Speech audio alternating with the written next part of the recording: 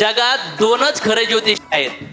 इकडं तिकडं हात फिरत बसू नका. इकडं तिकडं हात दाखवत फेस रिडिंग करा, हँड रिडिंग करा, उलटा करा, पलटा करा, खडे घाला, काही घेणं देणं नाहीये.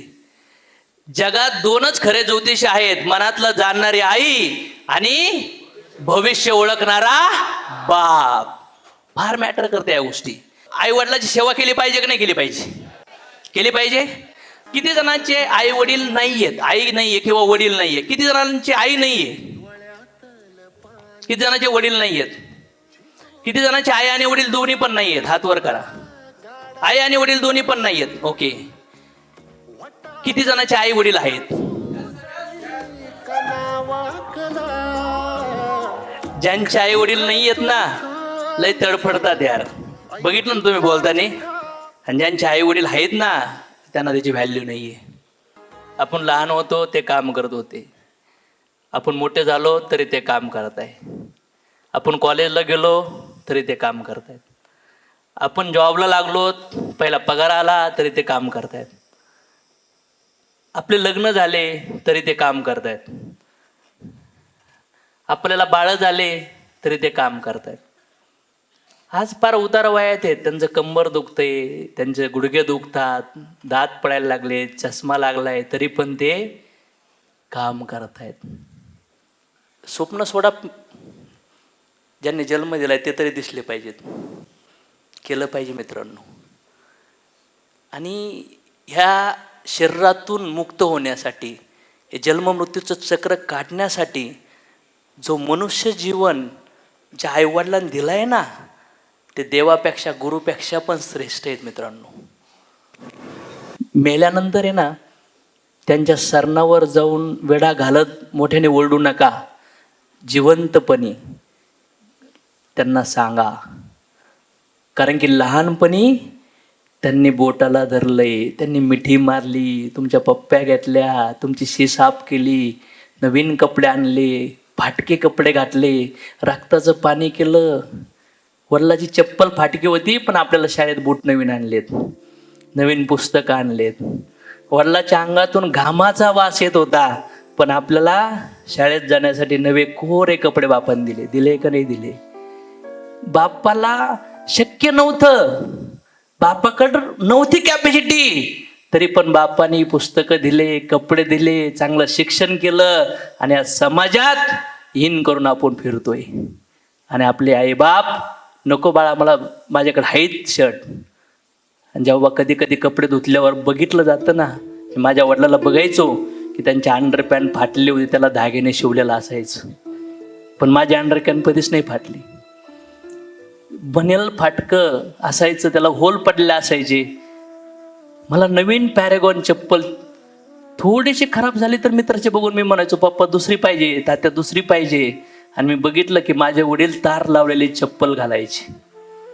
बापाचं प्रेम लय मोठं असतं. तर रडून नाही दाखवत. आईच दाखवू शकते, पटापटा पप्प्या घेऊन बोलू शकते, ये बाळा ये बाळा. छोट्या मोठ्या गोष्टीत आईची आठवण येतात, पण मोठ्या गोष्टीमध्ये बापाची आठवण येते. Yes or no? आज काही वडिलाचे आई बाबा वृद्ध आश्रमात ते तडफडतात, डोळे नाही येत, ऐकायला येत नाहीये, जॉईंट पेन आहे. आणि त्यांच्या आयुष्यात सगळ्यात जास्त आठवण त्यांना त्या लेकराची येते. आणि ते लेकरं भेटायला येत नाहीये त्यांना.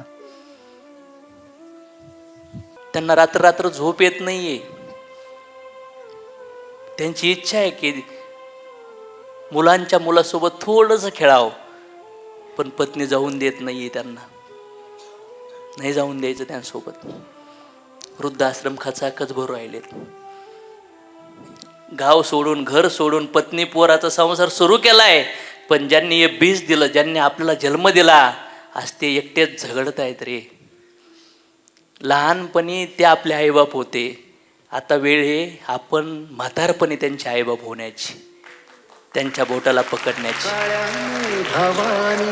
त्यांच्या हाताला धरण्याची, त्यांना मिठीत धरून उभा करण्याची.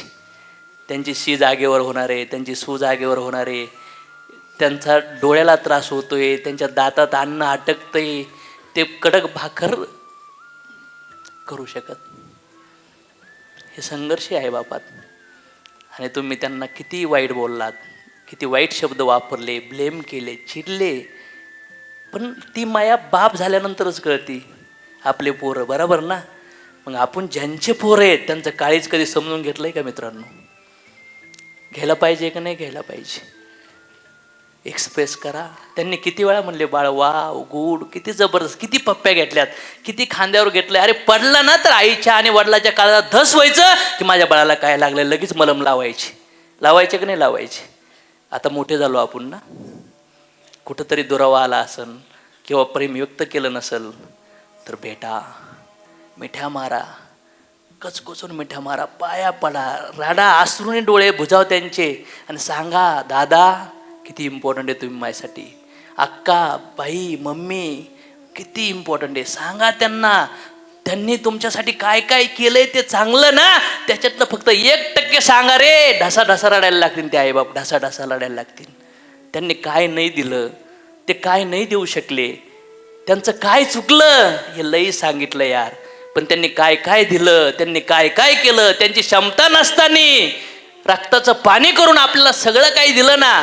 चला ते सांगण्याची वेळ आली आज. काय वाटतं तुम्हाला?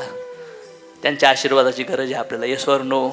आपल्या कर्मामुळं, आपल्या प्रारब्धामुळं आपल्या आयुष्यात ते आपल्याला भेटलेत आणि त्यांना पण जायचंय शरीर सोडून. पुन्हा कधीच गाठीभेटी होणार नाही आहेत मित्रांनो. हा द्वेष सोडवा, हे भांडणं सोडा, ह्या भूतकाळातल्या घटना सगळं सोडा आणि त्यांना मिठ्या मारायच्यात आपल्याला. आहे का तयारी?